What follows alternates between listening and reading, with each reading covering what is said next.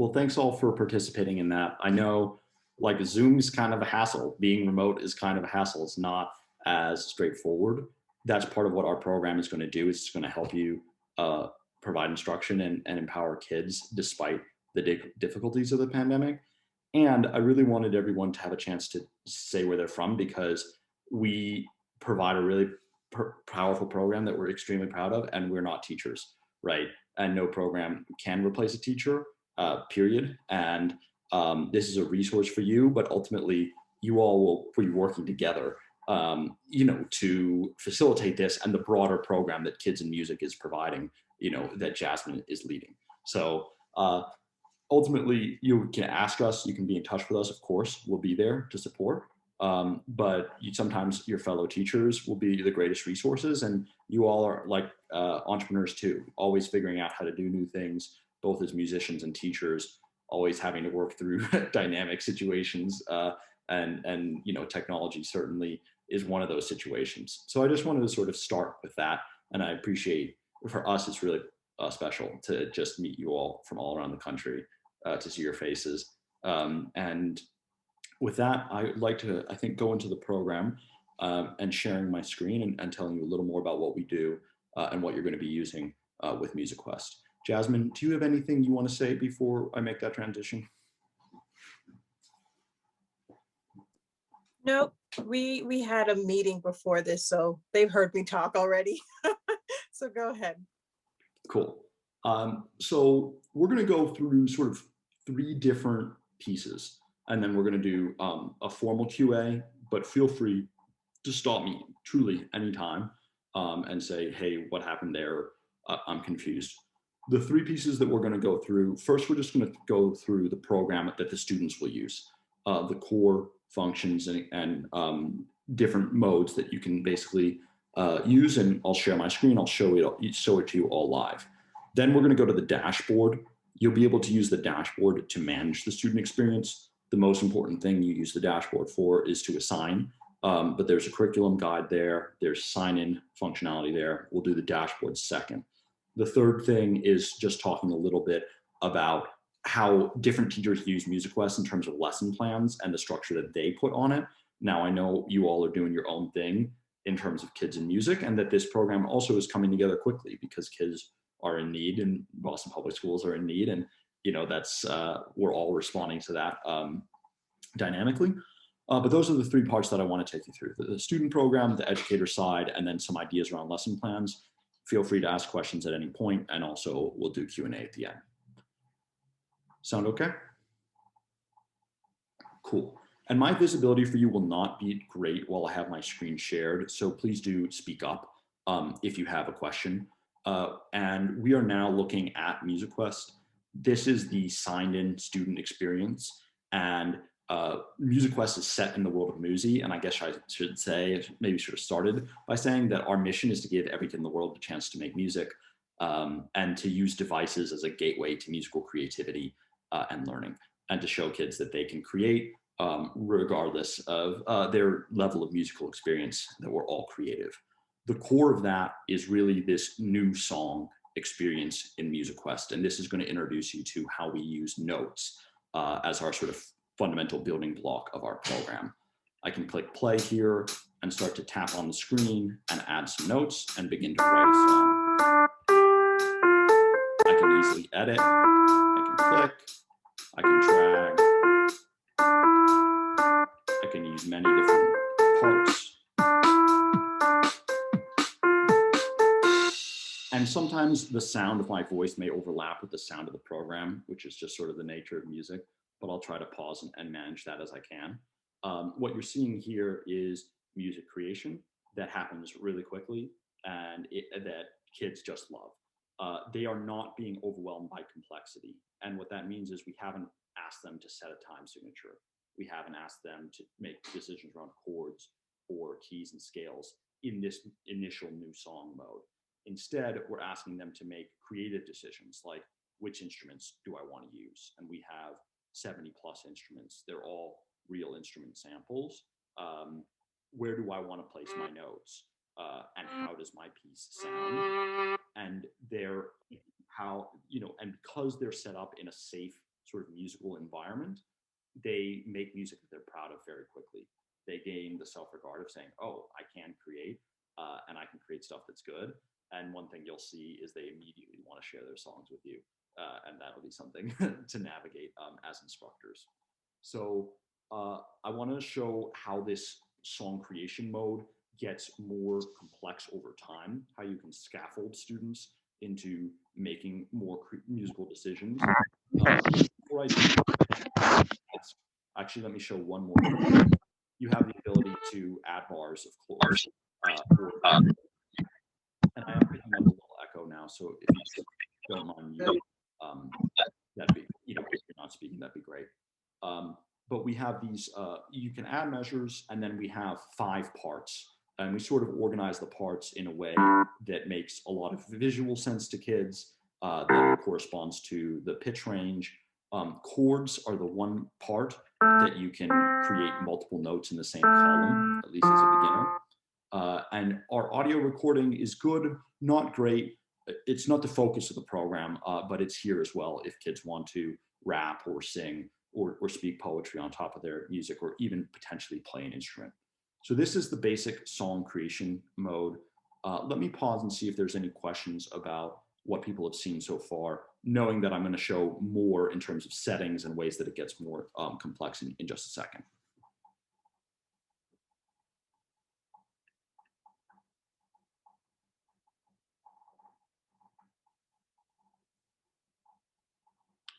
Cool. I'm going to move forward, but if you do have questions, feel free to stop me, we'll have time at the end. And if you don't have questions, hopefully it's because you're seeing that this is a pretty intuitive, fun, and quick way to make music. That's how we've tried to build it. And for kids, they can hop into this and start creating immediately. Now, I'm going to take us to pro songs in a second, but I do want to show you that this interface can get more sophisticated. We can add note names, and we can start to see our ABCDs. We can add the staff, and we'll see lines and spaces and the clefs.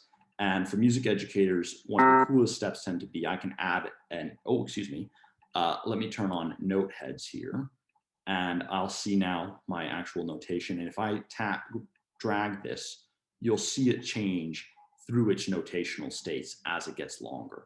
And so for kids, it's a powerful combination of sight and touch and sound, and it's still the same song that they wrote with rectangles.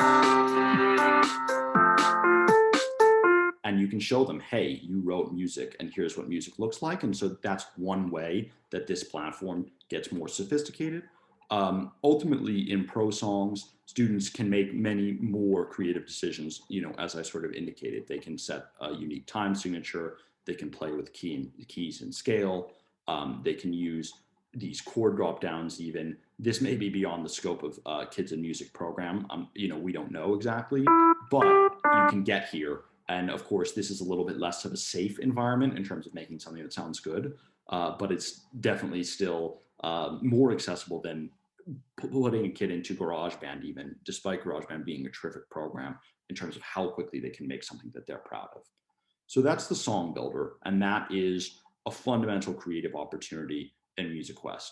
A sort of extension of Song Builder is this Groove Center. We have 500 plus grooves and a new one each day. And basically a groove is a half-built song that students can create on top of. So here's an example.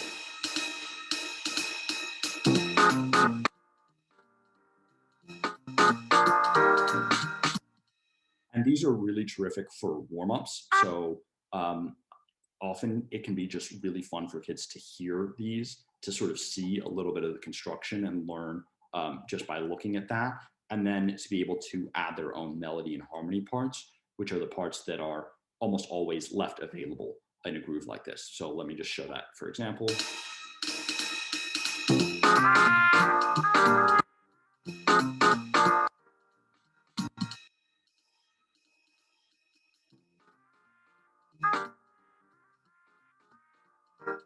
Not particularly good. I'm not a particularly strong musician myself, I have to admit. But for a kid, this is actually something that they would be like, wow, I personalized it, I added to it. And maybe this is where they revise it. They say, oh, that doesn't sound quite so good. Maybe I should be aligning the notes a little more with the chords, or taking additional steps. So these grooves are really fun, very dynamic. For everything in MusiQuest, it's always easy to save and either share or download. So I could save this and say I want to come back to work on it later. And it's not just halting swing, but it's hundreds of these, including a new one each day. So those can often work well as warm-up activities. We've seen the creative side pretty well at this point, new song, grooves. The big instructional side and the guided lessons that you'll be relying on in large part are on the quests page. These can also be assigned, and I'll show that in just a second, but I want to give you an example of what one of these lessons looks like, in this case on how to build a waltz song. A waltz is an old kind of song that people dance to. Most of the songs you've made have 4 beats in a cycle, but waltzes only have 3. You can sing a waltz by going pa, pa, or long, short, short. Take this chord pattern and think pa, pa.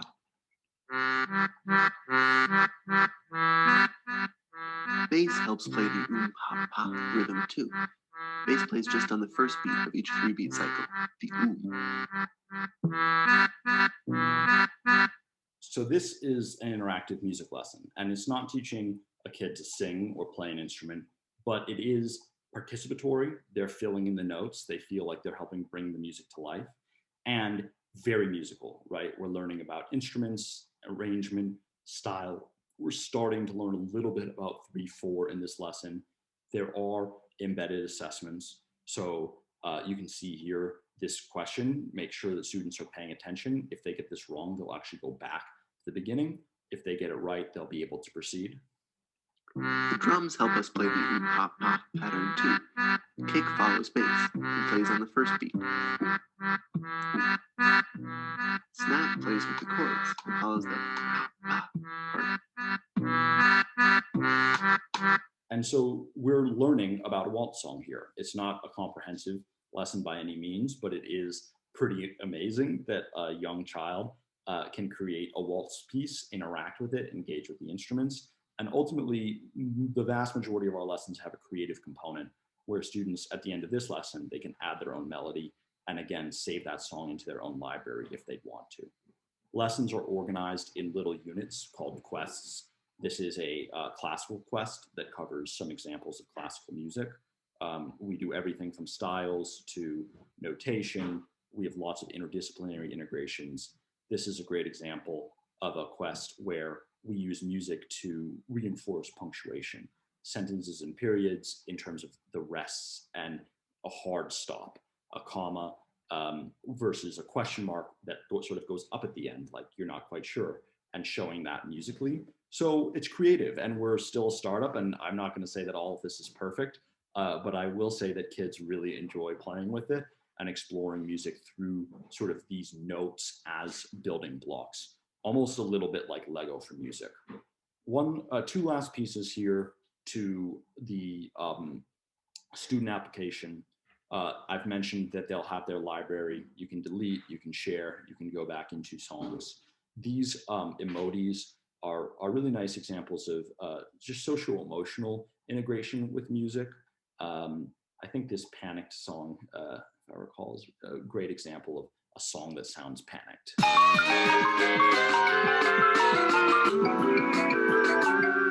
And so for a kid, this might be kind of silly, goofy, may not be up your alley as an educator, but definitely reinforces that music can express a sensation. Very different example would be Curious, for instance.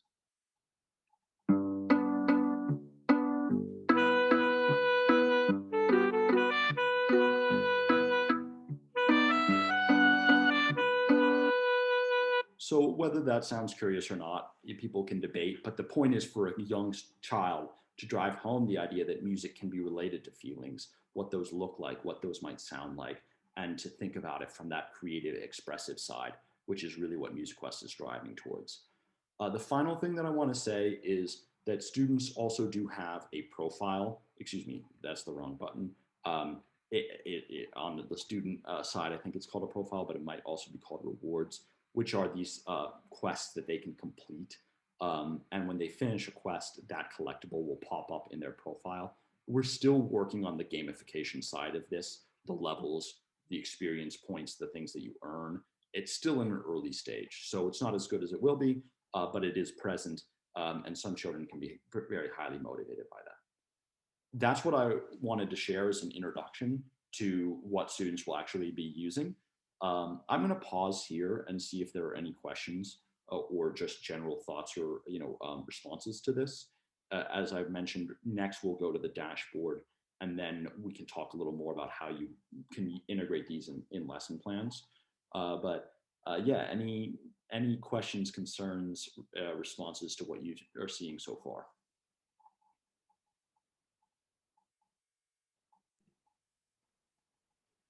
Nope. It looks great. It's really fun. Seems like there's a lot that you put into this. Yeah.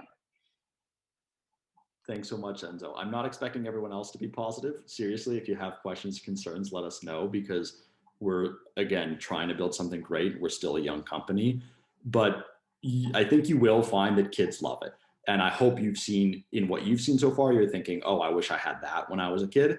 It's not perfect, but it is a vehicle into creation, to composition, to theory, to appreciation, that is really accessible, and that also is very independent learning, and each kid can do their own thing, and that builds positive, builds pride. It says, oh, I can do this, I can make music. So that's really what we are driving towards, and appreciate your kindness, Enzo, and really hoping that you'll see that for sure in your classes. Any other questions or comments or concerns?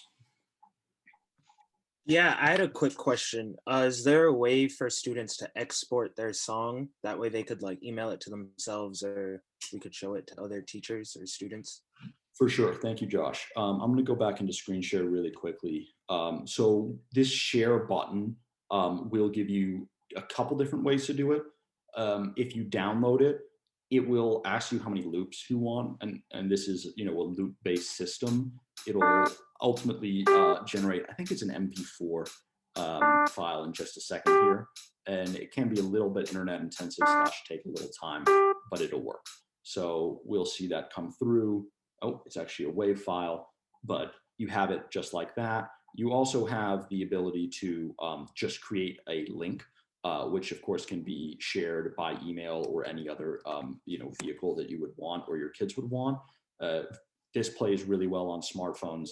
This happens to be a pretty basic song that I'm sharing here, but when anyone can use that link, unlike the protected songs in your account, once you shared it through a link, it becomes public, and then people can play it and experience it. So those are the two export mechanisms we have right now.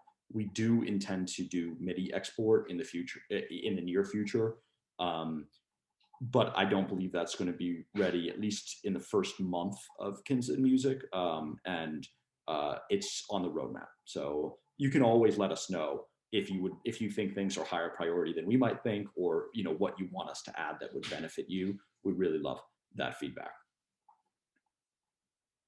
Cool, thanks.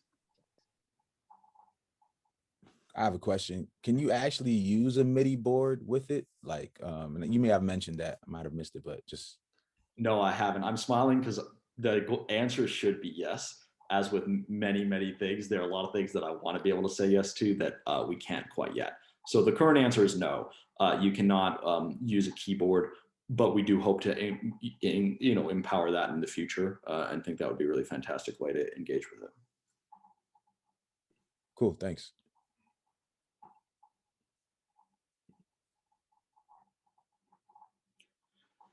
I'll pause for any other comments or questions, and then I do want to move to the dashboard. We'll still have time at the end, but I just don't want to miss out on anything.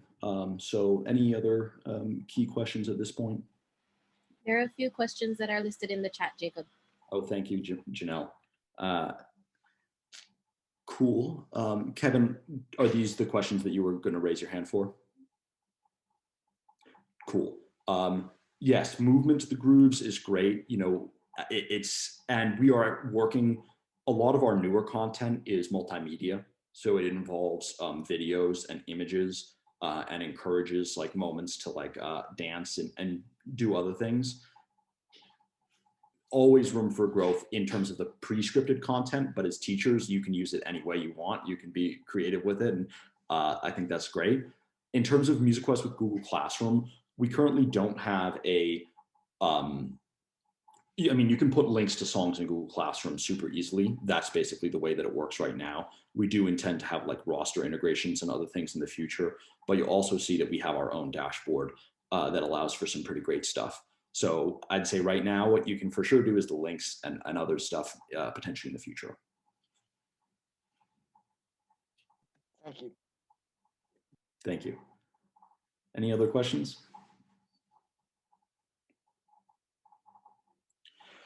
Okay, well, thank you all for sticking with me. Let's go to the dashboard. Okay. There was one more in the chat by Enzo Vega. Oh, that just came in. I apologize. It is, so it actually is a iPad app in addition to being browser-based. So native on iPads and hoping to get to iPhones. Of course, that tends, not a ton of people have iPads. So it is not a native Android app. It does run well on a slow computer. It doesn't run perfectly. And we're working hard right now on some performance improvements. And it really does depend on where a kid is, you know, and what their bandwidth is and what other people are doing at the same time. But it is less intensive than, it's approximately as intensive as streaming a video. So if a kid can stream pretty reliably or join a video call, they can do MusiQuest pretty well. Sometimes they interact a little bit too. Like you saw when I was screen sharing, it lagged a little bit. Sometimes that can slow it down, but it does pretty decent, we believe.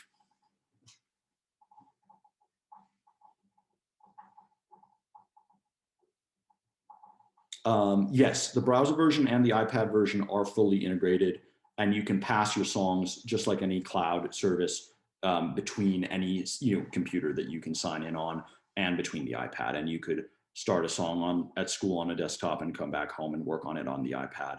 Those the platforms right now are pretty much exactly feature synced. That's not always 100% the case. Like there's some gestures that are available on the iPad that aren't on a computer, but they're pretty consistent.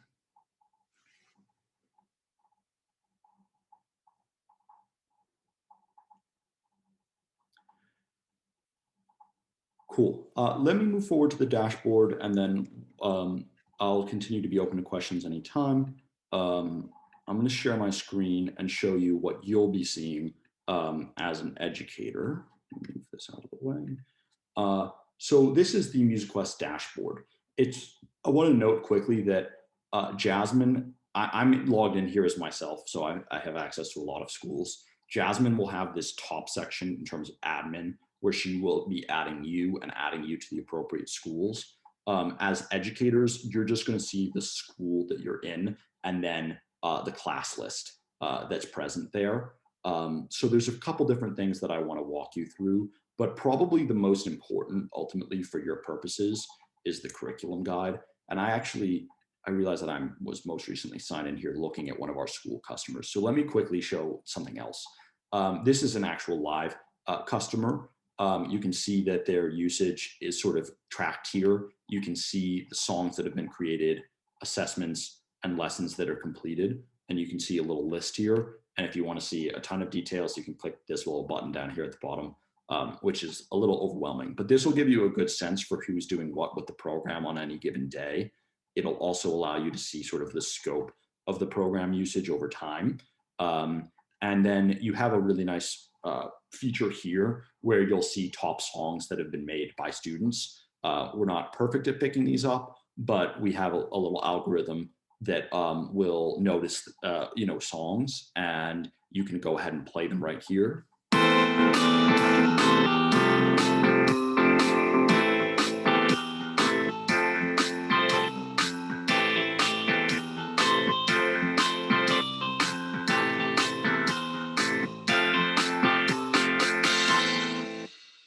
So you can see what your kids are doing, and then you also as an educator can share that, either download it or copy the link or put it directly to Facebook or Twitter. That's your choice, but it can be really cool to share kids' songs with their parents or with their community.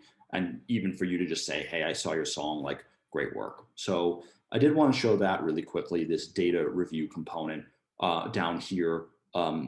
This is on the school overview page. You can see when students were last active with the program, which is useful. You can also see some of this same information at the class level, at the class overview. That will just show you only the students in that class. So you'll have a different songs list and you'll see the number of students and their level of activity.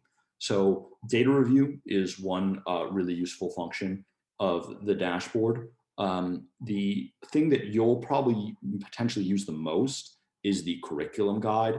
This basically shows you all of the content that's present in MusiQuest, which is a significant amount and growing all the time. If we click in on more details for a quest, we're basically going to get the names of the lessons and a brief little description here. We can click on the arrow and get even more information. So you'll see some tags, you'll see the assessment questions that are associated with the lessons, and you'll see some standards, which right now are mostly coded to Florida for historical reasons, but they should still be relevant to, other areas as well. So you can see more about these lessons. You can go to the lesson yourself if you want to try it and see how it works. Make sure that it might be appropriate for your student. It'll take you right there. The other thing that you can do is you can assign the lesson. When you assign the lesson, assignments work through classes.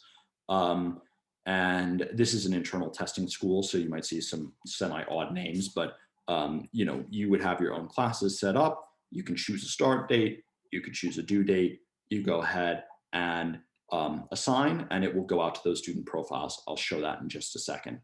So you can do that at the individual lesson level. You can also actually do it at the quest level. So let's say you said, I want my students to play with all of the music of the Americas. You can go ahead and assign a quest. It's the same mechanism, but instead of getting just one lesson, they'll get 5. So you have all of the content here that you can assign. You can also search. So if we search beat, we'll see all of the content that has beat as a keyword, which in this case is, a fair bit, as a pretty common word. If you search something less common, you'll get a smaller set of content. Some of this has been developed by Janelle, my teammate who's on the call, that's authentically Jamaican, and I think that might be a part of the intention for your program. So here, again, you can drill into this. You could go to the quest, you can assign it. When you do assign it, I think I assigned it to assignment class. I'm not 100% sure. Indeed, I did.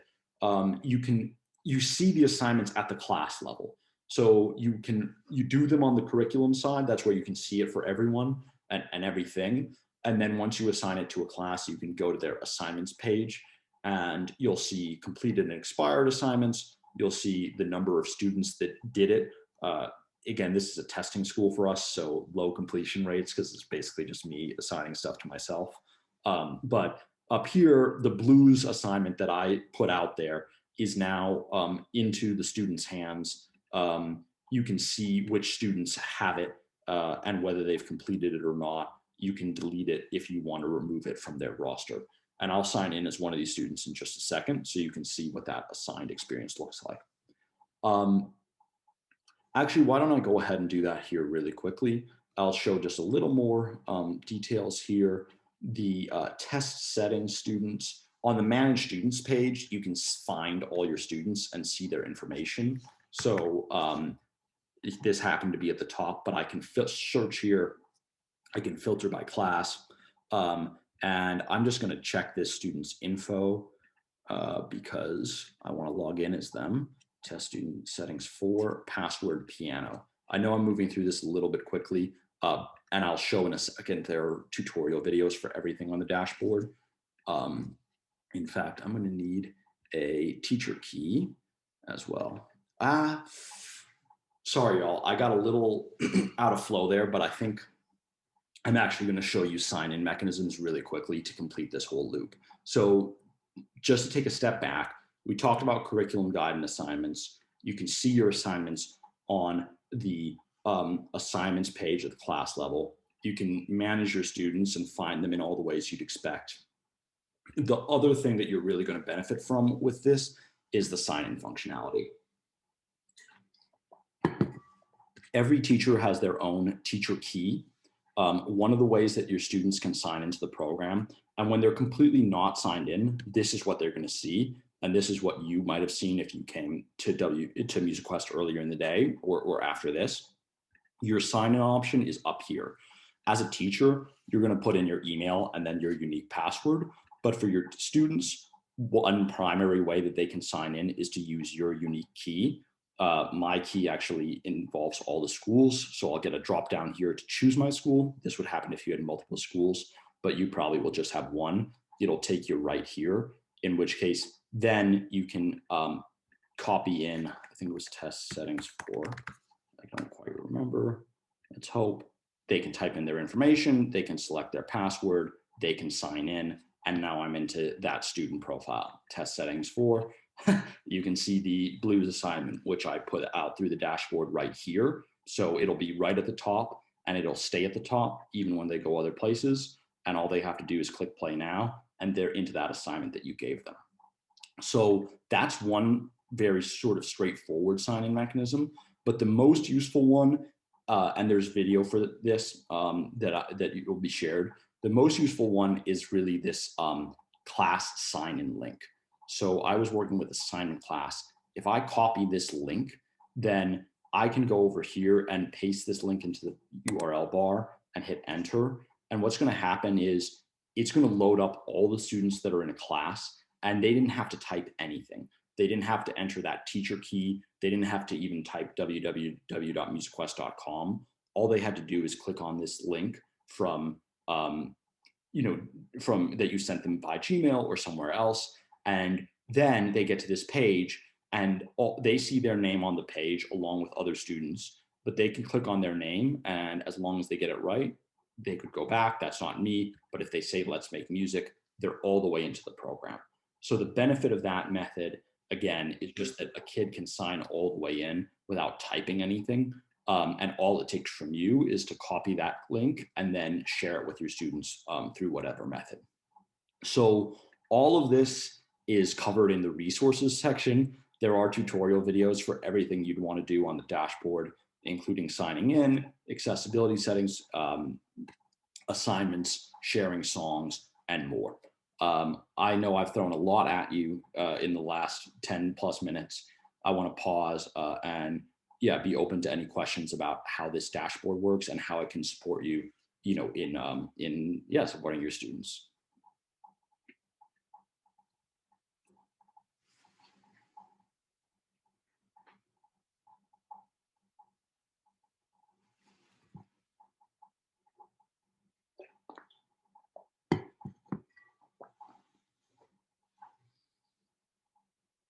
I know that. I have a question. Yeah, go ahead, Jasmine. So I just wanted to ask that, like, if some along the way, one of my teachers has questions and so forth, they'll be able to reach out to you about the platform and so forth. Absolutely. Okay.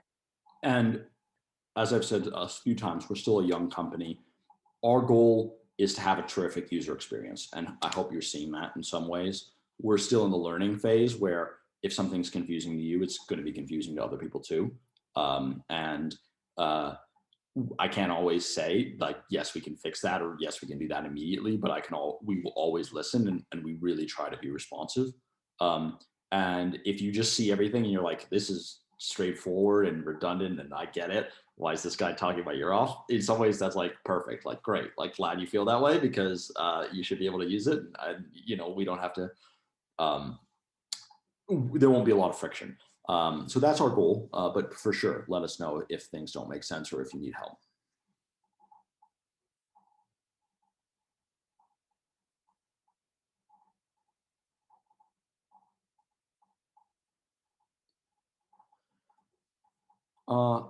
I have one more quick part that I want to cover, which is sort of lesson plans. Any key questions before I move to that?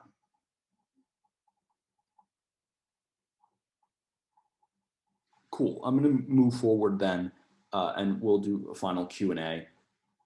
We're not in charge of your lesson plans, right? We don't want to be, and you don't want us to be. It's a kids in music program, and you're the educators, and you know how you want to spend the time. We're a resource, and we hope we're a really good one. So just a few ways, suggestions or thoughts about how MusiQuest can be used. One is that it's often great if in a combination with sort of a lecture that you want to give or a video that you want kids to watch, where then they get the hands-on experience of you've assigned something to them or you set something up.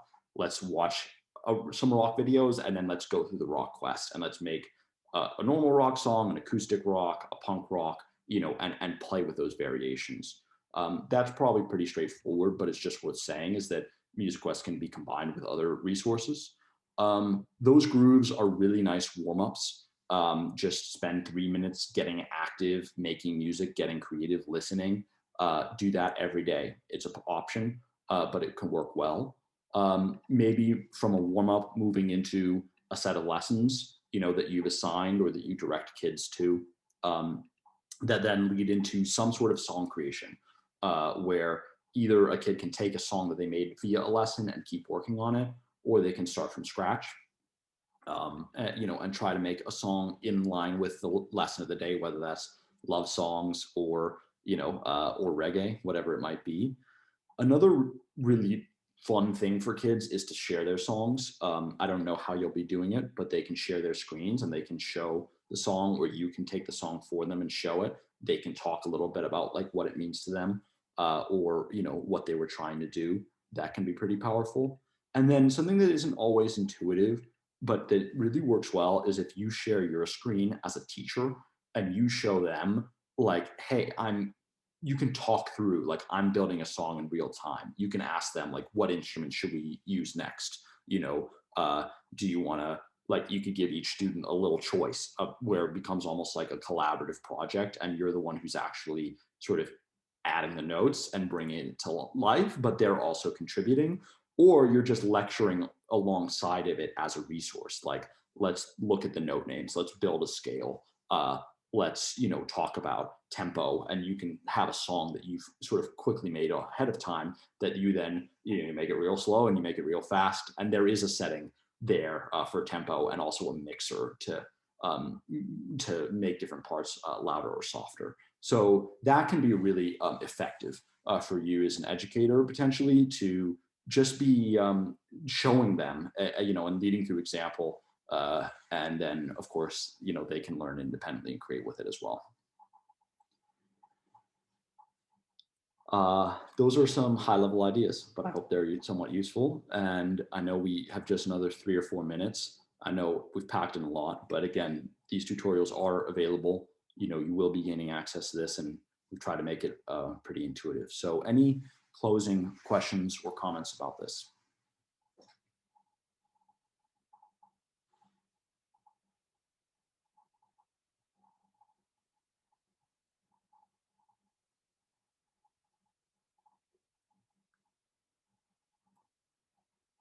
Jasmine, do you have anything you want to add before the meeting ends? No. I just want to say thank you for taking the time out and going through this with us. As you guys know, that this was recorded, and I will send you guys a link of the recording. So if you need to refer back to this as well, this week you should be getting your request to the classrooms on this platform. So within the next couple of days, you'll get it. And that'll just be an email. You'll hit the link.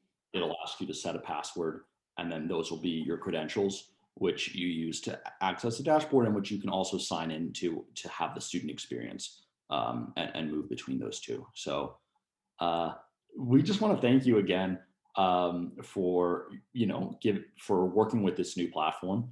I know there's a lot on all your plates already, all of our plates, and new can be demanding, but we've worked to try to make it as fun, you know, and as straightforward for you as we can, and to empower your students. So yeah, nice to see your faces. Hope it goes really well. Contact us, and you'll keep seeing improvements roll out over the next few months, because we are definitely releasing new content and adding new features all the time. And if you want to talk about that with us, feel free to email me or Janelle. We'll share our contact information as well. Yeah, we look forward to hearing from you.